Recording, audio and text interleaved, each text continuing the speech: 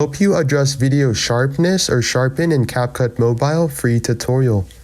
If this helped, drop a like, share the video, and subscribe for more. Assuming you want to adjust the video sharpen or sharpness to your video clip, click select or highlight it in the timeline, down and then scroll to the right.